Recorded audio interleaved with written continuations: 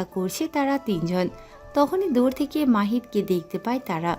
মাহিদকে দেখেই মেঘ কিছুটা চেঁচিয়ে ওঠে। ভাইয়া। মেঘ চেঁচিয়ে ওঠায় তার দিকে শান্ত দৃষ্টিতে তাকায় শ্রাবণ। শ্রাবণকে এভাবে তাকাতে দেখে এক ভেঙচি কাটে মেঘ, যেন সে শ্রাবণকে বিন্দুমাত্র ভয় পায় না।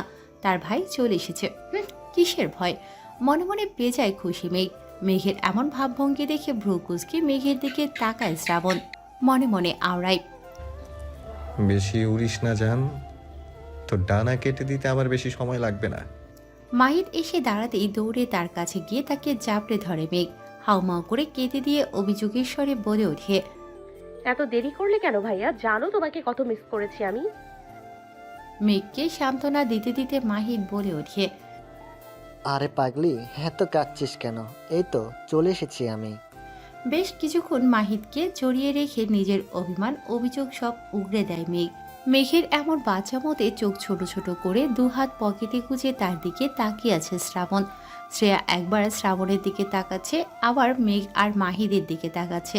এরপর শ্রেয়া মনে মনে বলে ওঠে। মেঘের বাচ্চা, বেশি ঢং করিস না, তোর কপালে দুঃখ আছে। কিছুক্ষণ পর মাহিদের চোখ পড়ে মেরুদণ্ড টান টান করে দাঁড়িয়ে থাকা শ্রাবণের দিকে। এবার মেঘকে ছেড়ে দিয়ে দৌড়ে এসে শ্রাবণকে জড়িয়ে ধরে মাহিদ। কেমন আছো ভাই? কতদিন পর তোমার সাথে দেখা। হঠাৎ আক্রমণে কিছুটা ভড়কে যায় শ্রাবণ। পরক্ষণে নিজেকে সামনে নিয়ে সেও জড়িয়ে ধরে মাহিদকে। ভালো আছি ছোট, তুই কেমন আছিস? শ্রাবণকে ছেড়ে দিয়ে মাহিদ বলে ওঠে। এই তো একেবারে জাকানাকা। মাহিদের কথায় সবাই হেসে দেয়। শ্রেয়া এগিয়ে গিয়ে মাহিদের উদ্দেশ্যে বলে ওঠে। কেমন আছো মাহিদ ভাই? তুমি তো বিদেশে গিয়ে আমাদের একেবারে ভুলে গিয়েছো। মাহিদ হেসে শ্রেয়ার মাথায় হাত বোলাতে বোলাতে বলে ওঠে। কত বড় হয়ে গেছিস রে শ্রেয়া তুই। আর তোদেরকে কিভাবে ভুলে যাই বল? সবাইকে অনেক মিস করেছি। তাহলে এবার যাওয়া যাক। সকলের কথার মাঝখানে গম্ভীর কণ্ঠে বলে ওঠে শ্রাবণ। সকলেই সম্মতি জানিয়ে গাড়ির উদ্দেশ্যে রওনা দেয়। তখনই স্পাইডারম্যানের মতো সেখানে উপস্থিত হয় রাব্বি আহমেদ, শ্রাবণদের ছোট চাচা রাব্বি। তাকে দেখে বিরক্তিতে চোখ মুখ কুঁচকে ফেলে শ্রাবণ। এই যা, সেরেছে। বলেই আহত দৃষ্টিতে মেঘের দিকে তাকায় শ্রেয়া। মেঘ কপাল চাপড়াতে চাপড়াতে মাহিদের দিকে তাকিয়ে এক দীর্ঘশ্বাস ফেলে। তাদের একেবারে কাছে এসে রাব্বি আহমেদ বলে ওঠে। হ্যালো গাইজ, তোমাদের রাব্বি ফ্যান্টাস্টিক হাজির। এটা শুনে উচ্চস্বরে হেসে ওঠে মাহিদ। সে হাসতে হাসতে বলে ওঠে। ছোট চাচ্চু, তুমি আবার কবে থেকে রাব্বি আহমেদ থেকে রাব্বি ফ্যান্টাস্টিক হয়ে গেলে? সে অনেক কাহিনী মাই ডিয়ার সন। শুধু তুমি এটুকু জেনে নাও, আমি রাব্বি ফ্যান্টাস্টিক। আমি একমাত্র মানুষ যে নিজেকে নিজের হাতে আবিষ্কার করেছে। এখন চলো যাওয়া যাক। মাহিদ বাড়িতে ঢুকেই সকলকে সালাম করে। এরপর এগিয়ে গিয়ে জড়িয়ে ধরে তার মাকে। এতদিন পর ছেলেকে পেয়ে হাউমাউ করে কেঁদে ওঠেন রাহেলা বেগম। কতদিন পর কাছে পেয়েছে ছেলেকে, তিনি তাই নিজেকে আর সামলে রাখতে পারেননি। সকলেই একে একে মাহিদের সাথে কুশল বিনিময় করতে থাকে। তখনই সবার পেছন থেকে ঘরে প্রবেশ করে রাব্বি আহমেদ। হ্যালো জনগণ, সকলের রাব্বি ফ্যান্টাস্টিক হাজির। রাব্বি আহমেদকে দেখে আফসানা বেগম আর রাহেলা বেগম একে অপরের দিকে তাকায়। মাহিদ কিছুটা অবাকের স্বরে তার মাকে জিজ্ঞেস করে ওঠে। মা, ছোট চাচ্চু তখন থেকে নিজেকে ফ্যান্টাস্টিক বলে বলে চলেছে কেন? মাহিদের এমন কথা শুনে মুখ টিপে হেসে ওঠে রাহেলা বেগম আর আফসানা বেগম। রাহেলা বেগম চুপি চুপি ছেলের কানের কাছে গিয়ে বলে ওঠে। জবে থেকে তোর চাচুর চাকরি চলে গিয়েছে তখন থেকেই সে নিজেকে জিনিয়াস ভাবে। এটা কেমন কথা মা? কিছুটা আশ্চর্য হয়ে বলে ওঠে মাহিদ। সে অনেক কাহিনী পরেও শুনতে পারবি, এখন চল ফ্রেশ হয়ে খেয়ে নিবি। খাওয়ার কথা শুনতেই লাফিয়ে ওঠে রাব্বি আহমেদ। চলো চলো জলদি খাওয়া যাক। শ্রেয়া পাশ থেকে রাব্বি আহমেদকে উদ্দেশ্য করে বলে ওঠে। তুমি না ডায়েট করো চাচ্ছু? শ্রেয়ানের কথা শুনে রাব্বি আহমেদ বলে ওঠে। হ্যাঁ করি তো, প্রতিদিন সকালবেলা, কিন্তু এখন তো দুপুর হয়ে গেছে। হেসে ওঠে শ্রেয়া। এরপর বলে ওঠে। তুমি আর তোমার ডায়েট। কি আর বলবো বলো, খাওয়ার কথা শুনলে আমার মনে হয় পৃথিবীর সব সমস্যার সমাধান পেটের ভেতর ঢুকিয়ে দেয়। হাসতে হাসতে সবাই খেতে বসে পড়ে।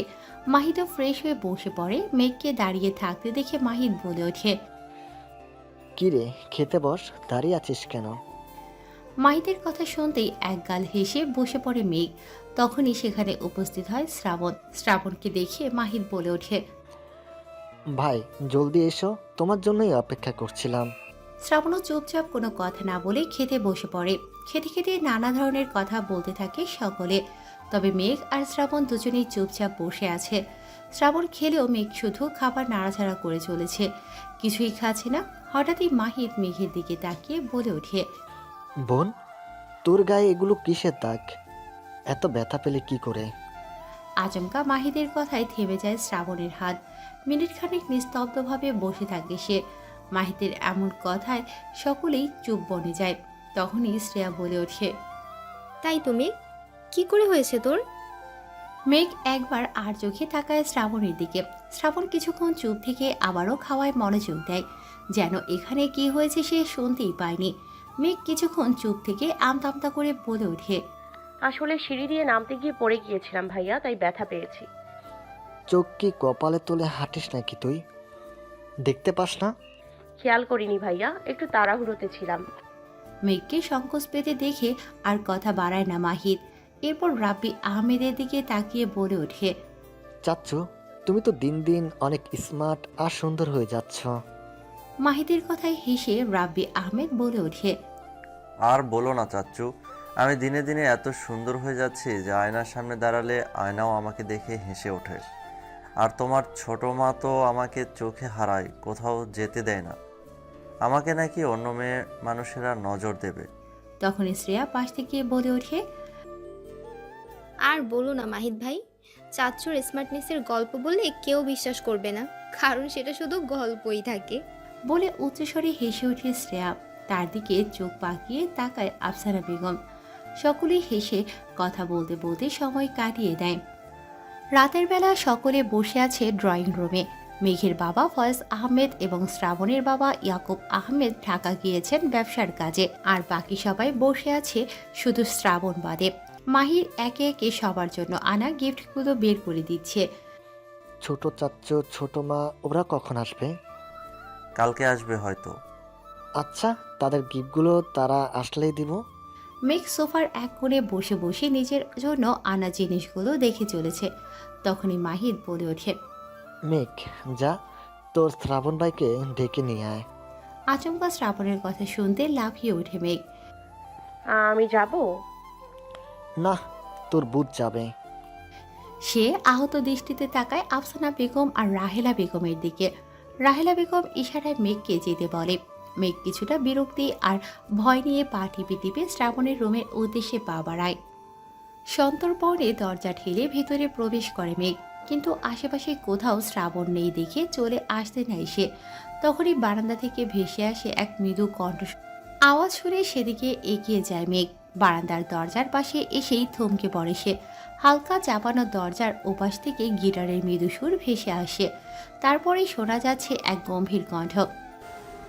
नूर जहां और नूर मोहब्बत दोनों जुड़े तुझसे पिया, पागल या जोगी मुझको कहो तुम, हाँ मेरा इश्क सबसे जुदा, तेरी ही खातिर लूं सौ जन्म में, चाहे हो जो भी बला,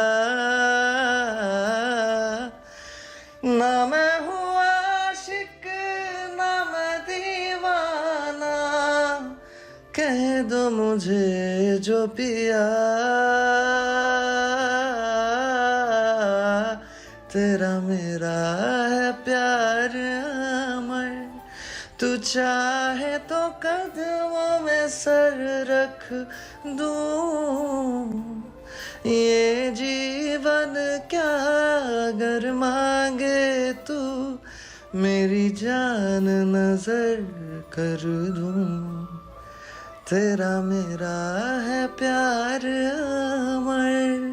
হঠাৎ চারিপাশ এক লহমায় কেমন যেন অজানা আবেগে পরিপূর্ণ হয়ে উঠেছে। শ্রাবণের কণ্ঠে স্পষ্ট ব্যতিগ্রস্ততা, কেমন যেন বিভীষিকাময় আর্তনাদের মতো শোনাচ্ছে। শ্রাবণের এমন কণ্ঠে কেমন চিনচিনে ব্যথা অনুভূত হচ্ছে মেঘের অন্তরে। কতটা কষ্ট নিয়ে মানুষ এমন বিষাদ সুর গাইতে পারে জানা নেই মেঘের। আচমকা কারো উপস্থিতি অনুভব হতেই থেমে যায় শ্রাবণ। শ্রাবণকে থামতে দেখে কিছুটা ভড়কে যায় মেঘ। চোর ধরা পড়ার মতোই আমতা আমতা করতে থাকে সে। পেছনে না তাকিয়ে শ্রাবণ বলে ওঠে। কেন এসেছিস? শ্রাবণ কিভাবে না তাকিয়ে বুঝতে পারলো এটা সে? আজব, কিছুটা অবাকই হলো মেঘ। তারপর বলে উঠল, তোমাকে ভাইয়া ডেকেছে, আমাকে বলেছে ডেকে নিয়ে যেতে, তাই এসেছি। হাতে থাকা গিটারটা কর্নারে রেখে পেছন ফিরে তাকায় শ্রাবণ। শ্রাবণকে দেখেই আটকে ওঠে মেঘ। শ্রাবণের চোখ জোড়া অসম্ভব লাল হয়ে আছে, যেন বহু বছরের কান্না আটকে রেখেছে। ছেড়ে দিলে টুপটাপ জলকণায় সমুদ্র বয়ে যাবে। মেঘের দিকে তাকিয়ে শান্ত কণ্ঠে শ্রাবণ বলে ওঠে, কখনো তো নিজের ইচ্ছাতেও একটু আসতে পারিস আমার কাছে। তোমার কাছে আমার কোনো প্রয়োজন নেই, কেন আসবো? এক দীর্ঘশ্বাস ছেড়ে শ্রাবণ এগিয়ে এসে মেঘের সামনে দাঁড়ায়। আমি কি এতটাই খারাপ ফুল? আমাকে কি একটু ভালোবাসা যায় না? তাচ্ছিল্য হেসে ওঠে মেঘ। না, চায় না শ্রাবণ ভাই। এরপর নিজের গায়ের ক্ষতগুলো দেখায় মেঘ, যেগুলো পরে গিয়ে পেয়েছিল সে। এই যে দেখুন, এগুলো দেখতে সামান্য ক্ষত হলেও এগুলো আমার কাছে কলঙ্ক সমান। কিন্তু এই কলঙ্ক আমি কখনো আপনার গায়ে লাগাতে পারবো না, কারণ পুরুষের গায়ে কখনো কলঙ্ক লাগে না। পুরুষ আজীবন শুদ্ধ থাকে। কলঙ্কের সৌভাগ্য শুধু নারীদেরই হয়। এবার আরো কিছুটা এগিয়ে আসে শ্রাবণ। মেঘের দুবাহু চেপে ধরে বলে ওঠে, তোর গায়ে কলঙ্ক আমি দিব, আবার সেই কলঙ্ক যত্ন করে মুছেও আমি দিব। কারণ তুই শুধু আমার, আর আমার হওয়া এত সহজ না। আমার হতে হলে তোকে আমাকে সহ্য করার ক্ষমতা থাকতে হবে। কিন্তু আমি তো তোমার হতে চাই না শ্রাবণ ভাই। তোকে যে আমারই হতে হবে জান। পুনর্জন্ম হবে না বলেই তোকে এই জন্মে পাওয়ার এত তীব্র আকাঙ্ক্ষা আমার। বিশ্বাস কর, যদি আরো 1000টা জন্ম পেতাম, সেই জন্মেও শুধু তোকেই চাইতাম। ভাইয়া ডাকছে তোমাকে, সবাই অপেক্ষা করছে। বলে শ্রাবণকে আর কোনো কথা বলার সুযোগ না দিয়ে শ্রাবণের হাত ছাড়িয়ে সেখান থেকে চলে আসে মেঘ। যেতে যেতে তার চোখ বেয়ে গড়িয়ে পড়ে বিষাদের অশ্রুকণা। মনে মনে সে আওড়ায়, কেন আমাকে এত কষ্ট দাও শ্রাবণ ভাই? তুমি জানো না তোমার ফুল যন্ত্রণা সইতে পারে না। সামান্য আঘাতেই কুঁকড়ে যায়, তাও কেন এত আঘাত করো? কয়েকদিন থেকে ভার্সিটি যাচ্ছে না মেঘ। শরীর খারাপ থাকায় আপাতত ভার্সিটি যাওয়ার কোনো ইচ্ছে নেই তার। আর তাছাড়া শ্রাবণ ভার্সিটি চলে গেলে শান্তিমতো বাড়িতে থাকতে পারে সে। না হলে শ্রাবণের বাচ্চা সারাদিন তাকে বডিগার্ডের মতো পাহারা দিতে থাকে। মেঘ বলেছিল সে অসুস্থ, তাই ভার্সিটি যাচ্ছে না। এজন্য আজ থেকে বাড়িতে দেখতে আসছে মেঘের একমাত্র প্রাণপ্রিয় বান্ধবী রুহি। শান্তিনিকেতনের সামনে এসে রিক্সা থেকে নেমে রিক্সাওয়ালা মামার ভাড়া মিটিয়ে সবেমাত্র ঘরে প্রবেশ করে রুহি। তখনই রাহেলা বেগম এসে দাঁড়ায় সামনে। রুহি এগিয়ে গিয়ে জড়িয়ে ধরে রাহেলা বেগমকে। কেমন আছো আন্টি? ভালো আছি মা, তুমি কেমন আছো? আমিও ভালো আছি। মেঘ কোথায় আন্টি? ওর ঘরেই আছে। ঠিক আছে আন্টি। বলে যেই না রুহি উল্টো করে যেতে যাবে, তখনই আচমকা ধাক্কা লাগে মাহিদের সাথে। মাহিদ তাড়াহুড়ো করে কোথা থেকে জানিয়ে আসছিল। তৎক্ষণাৎ সজোরে ধাক্কা লাগায় ধপাস করে মেঝেতে পড়ে যায় রুহি। চোখ মুখ কুচকে কুকিয়ে ওঠে সে। সরি, আমি খেয়াল করিনি। মাহিদের কথায় তার দিকে রক্ত চক্ষু নিয়ে তাকায় রুহি। তেতিয়ে বলে ওঠে, কানা নাকি, চোখে দেখতে পান না? সরি বললাম তো, আশ্চর্য। উঠে দাঁড়ায় রুহি।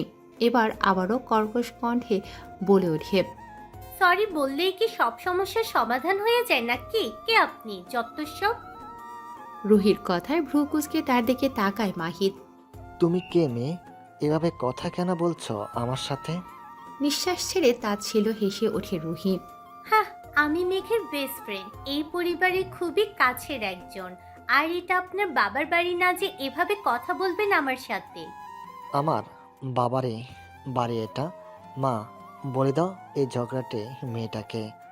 বলেই হনহনিয়ে ঘরের ভিতরে চলে যায় মাহিদ। রুহি হেসে তাকায় রাহেলা বেগমের দিকে। পাগল নাকি এই লোক আন্টি? আপনাকে মা ডাকছে। হঠাৎই ব্যাপারটা বোধগম্য হতে তবদা খেয়ে যায় রুহি। রাহেলা বেগম মুখ টিপে হেসে বলে ওঠে, ওর বাবারই বাড়ি এটা মা, ও যাও, মেঘ উপরে তার ঘরে আছে। রুহি যেন টুক করে মহাশূন্য থেকে পড়ে গেল। ভীষণ লজ্জা পেল সে। কাচুমাচু করতে করতে হতবুদ্ধির ন্যায় ভ্যাবলার মতো হেসে সে এক দৌড় দেয় মেঘের রুমের উদ্দেশ্যে। খাটে আরামে চিৎপটাং হয়ে শুয়ে শুয়ে ফোন চালাচ্ছে মেঘ। ফোন চালাচ্ছে বললে ভুল হবে, আরামসে নিজের পছন্দের ড্রামা দেখে চলেছে সে।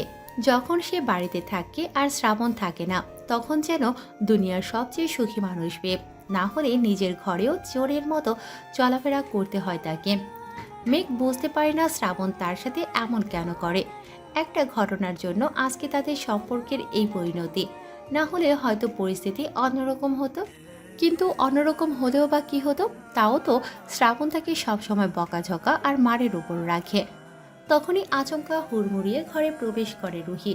রুহিকে এভাবে ঘরে ঢুকতে দেখে কিছুটা অবাক হয় মেঘ। লাফিয়ে শোয়া থেকে উঠে বসে সে। কিরে রুহি, কখন এলি তুই?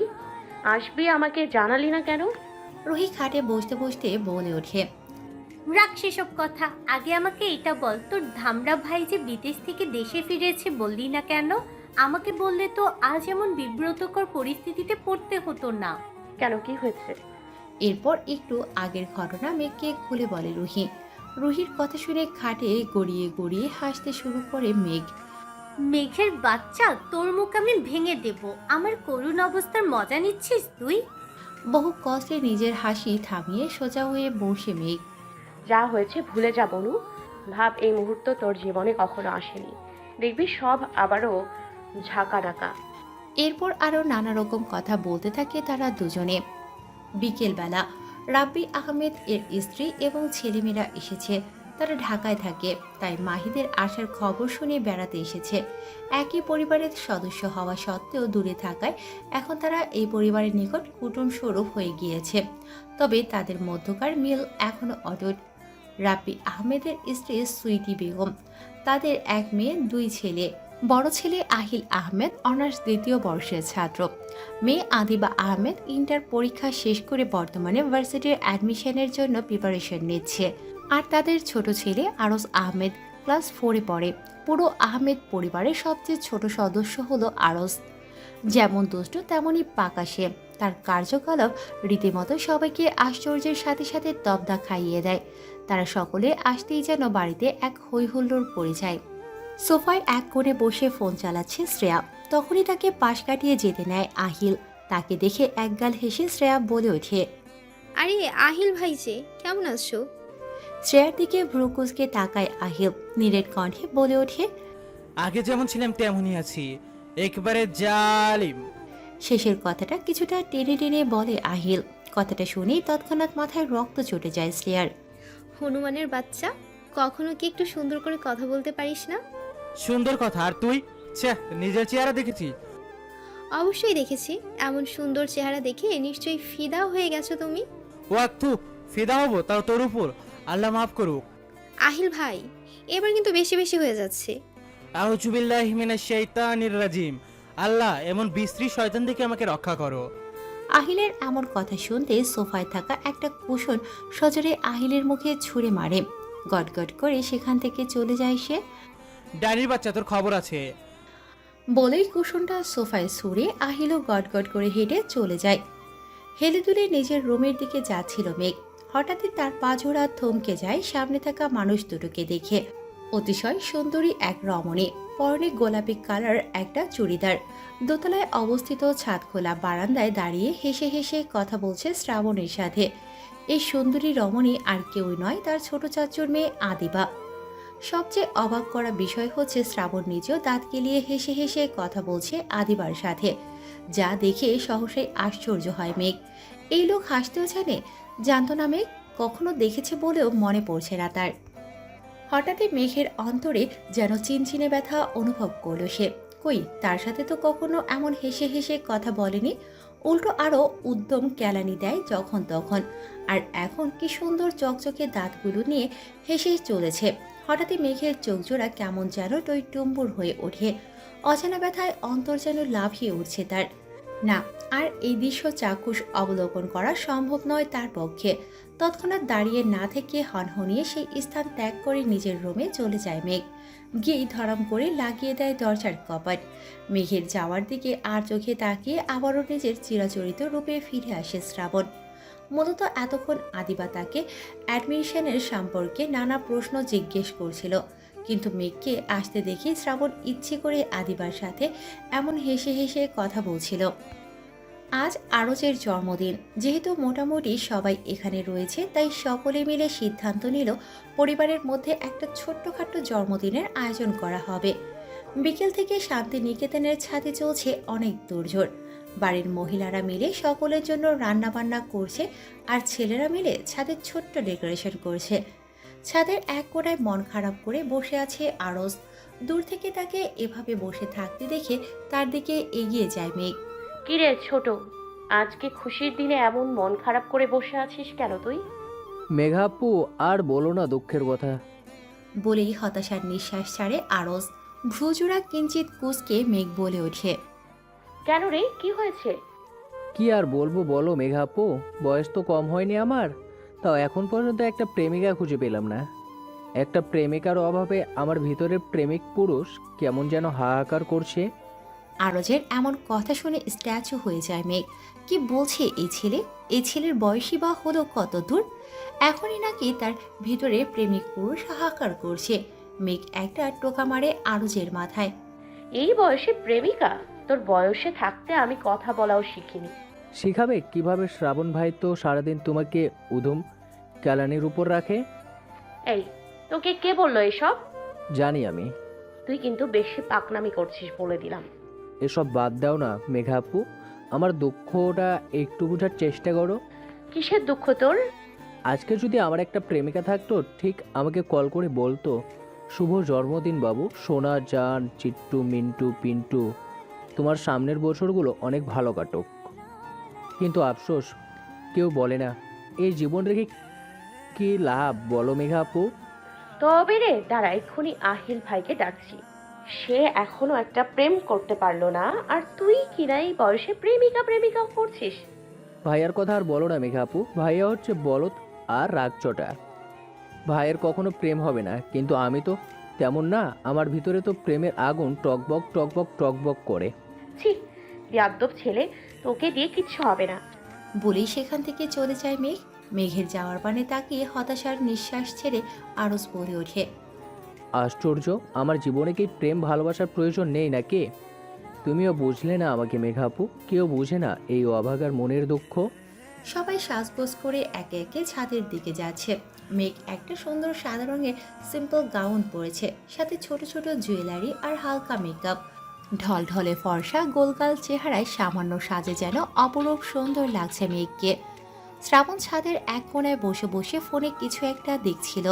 কিছু বলতে মূলত মেঘের ছবি দেখছিল। প্রতিটা ছবি শ্রাবণের লুকিয়ে মেঘের অজান্তে তোলা। কোনোটাতে মেঘ হেসে আছে, আবার কোনোটাতে কারোর সাথে কথা বলছে, আবার কোনোটাতে মুখ গোমড়া করে বসে আছে। মেঘের অদ্ভুত সুন্দর সুন্দর ছবিগুলো দেখেই মিটিমিটি হাসছে শ্রাবণ। তখনই ধীরে ধীরে ছাদে এসে হাজির হয় মেঘ। মেঘকে দেখে আরজ এগিয়ে গিয়ে বলে ওঠে, আরে মেঘাপু, তোমাকে তো একেবারে রূপকথা সাদা পরিগুলোর মতো লাগছে। আরজের কথায় হেসে দেয় মেঘ। গাল টেনে বলে ওঠে, তুই পারবি খুব শীঘ্রই প্রেমিকা জুটিয়ে ফেলতে। বলে তারা দুজনেই হেসে ওঠে। এদিকে আরো আগে আরজের ডাকে মেঘের দিকে নজর পড়ে শ্রাবণের। শ্রাবণ যেন সেখানে স্থির হয়ে আছে। তার বক্ষ পিঞ্জিরায় থাকা হৃদযন্ত্র অস্বাভাবিকভাবে ধুকপুক করছে। কোনো সময় নষ্ট না করে দ্রুত মেঘের কয়েকটা ছবি তুলে নেয় শ্রাবণ। মেঘ সেখান থেকে চলে গেলে মেঘের ছবিগুলো দেখতে থাকে শ্রাবণ। তখনই শ্রাবণ বুকের ওপর হাত দিয়ে মোহনীয় কণ্ঠে বলে ওঠে, উফ, আমার জানটাকে এত সুন্দর লাগছে কেন? নিজেকে সামলানো তো দায়ের হয়ে পড়েছে। ধীরে ধীরে সকলে উপস্থিত হতে থাকে ছাদে। সবাই উপস্থিত হয়ে একপাশে দাঁড়ায়। শ্রেয়া একটা মিস্টিক কালার চুড়িদার পরেছে। শ্রেয়া সুইটি বেগমের সামনে গিয়ে বলে ওঠে, দেখো তো ছোট মা, আমাকে কেমন লাগছে? তখনই সেখানে ধূমকেতুর মতো হাজির হয় আহিল। সময় ক্ষেপণ না করে চটপটাং বলে ওঠে, সাক্ষাৎ ডাইনি লাগছে দেখতে। আমি বুঝতে পারি না, হাজার হাজার টাকার মেকআপও কেউ একটা চেহারাকে সুন্দর করতে পারে না। আশ্চর্য। তেতে ওঠে শ্রেয়া, কর্কশ কণ্ঠে বলে ওঠে। ছোট মা, তোমার হনুমান ছেলেকে সাবধান করে দাও বলে দিলাম, না হলে কিন্তু ভালো হবে না। এই তুই কি করবি রে আমার? দেখতে তো একেবারে ট্যাবলেটের মতো, কি করতে পারবি আমার? এবার আরও রেগে লাল হয়ে যায় শ্রেয়া, আঙুল উঁচিয়ে বলে ওঠে। শোন হাদারাম, আমি দেখতে 5 ফুট হলেও আমার মুখ কিন্তু 10 ফুট লম্বা। কথা দিয়ে একেবারে নাঙ্গা করে ফেলবো তোকে। হাহা করে উচ্চস্বরে হেসে ওঠে আহিল। তুলে কাছাড় দিবিও, কেন্দ্রে কুল পাবি না, আবার আমাকে ন্যাঙ্গা করবি? চেঁচিয়ে ওঠে শ্রেয়া। ছোট মা, তোমার ছেলেকে চুপ করতে বলো, তা না হলে কিন্তু একটা কিছু হয়ে যাবে এখন। কি হবে, কি হবে বল? বলে কিছুটা তেড়ে আসে আহিল। থাম তোরা। বলে খানিক চিৎকার করে ওঠে সুইটি বেগম। সুইটি বেগমের গর্জনে দুজনেই চুপ করে যায়।